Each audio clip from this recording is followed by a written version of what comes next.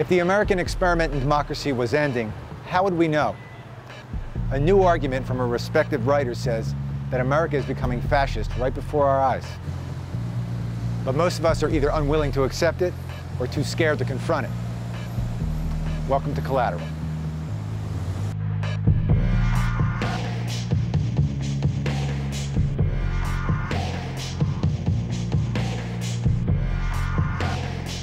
Naomi Wolf's new book, titled The End of America, Letters of Warning to a Young Patriot, outlines 10 shifts open societies undergo in some form as they descend into fascism. She argues that all 10 are currently occurring in the United States at different rates. That requires identifying a terrifying enemy and invoking a never-ending war. To fight it, you build a gulag with a parallel legal system and create a state-sponsored private military which is above the law and which does the state's murderous bidding both at home and abroad. Concurrently, an internal, massive surveillance system is created, in part to harass and infiltrate citizens groups who oppose the fascist drift. To show dissenters you mean business, you arrange for some arbitrary detentions of supposed dissenters.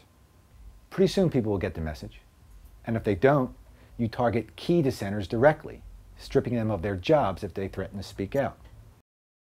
The press will get the message too, and if they don't, the ones who fail to comply may find themselves in jail for violating the new rules. Other journalists may turn up dead in alarming numbers while reporting on imperial aggression. Even when reporters avoid such a fate, they still have to digest a steady diet of lies coming out of Washington.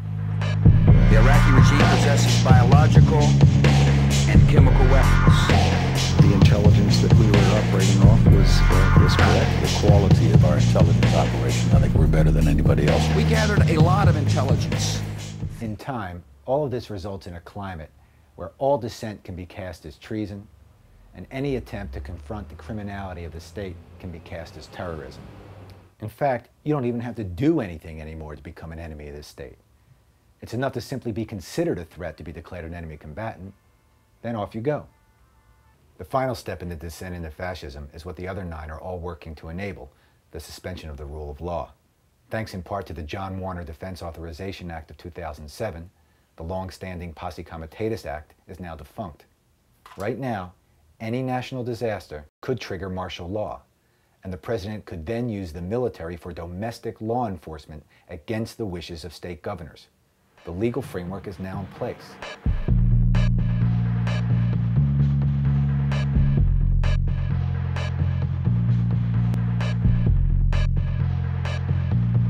It won't come as obviously as this, but the threat is real. Wolf rightly points out that there is no help to be gotten from outside entities. The restoration of constitutional government in the U.S. can only come from one source, the people. There are no saviors, not the Congress, not the European Union, not even Al Gore himself. There's no one but us. It's not required that you buy Wolf's book in order to hear what she's saying. The UK Guardian published an article back in April with a good discussion of her 10 points. And there are plenty of other sources from which you can get a similar message. The important thing is to realize the predicament we're in and start doing something about it. That means start talking to the people around you. Get to know your neighbors as citizens. Talk to them calmly about what's going on. Because if they don't hear it from you, they might not hear it from anyone. Hope to see you next week.